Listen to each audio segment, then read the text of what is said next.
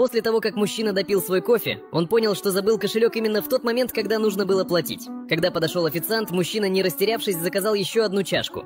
Так, незаметно для себя, он выпил 50 чашек кофе к утру. На следующий день тот же нищий снова подошел к нему за помощью, но мужчина отказался. Тогда нищий обратился к пожилой женщине. Она открыла сумочку, достала пачку купюр и дала ему одну. Все это наблюдал мужчина за соседним столом. Он решил, что в сумке старушки должно быть много денег, и задумал ее ограбить, однако, когда он собрался действовать, рядом проехала полицейская машина. Испуганный, он отложил свой план. Позже, когда старушка пошла в туалет, он схватил ее сумку и попытался открыть, но не смог. В этот момент полицейские вывесили на стене объявление о розыске преступника в маске «Наступила ночь». Кафе почти опустело. Мужчина все еще сидел на месте, когда заметил, что старушка забыла свою сумочку. Он открыл ее и внутри нашел маску точь-в-точь такую же, как на фото в объявлении. В этот момент в кафе зашел пьяный полицейский, который, увидев его с маской, попытался достать оружие, но потерял равновесие и упал. Тут вернулась старушка, спокойно взяла маску из рук мужчины, убрала ее обратно в сумку и тихо вышла из кафе, оставив его в полном недоумении.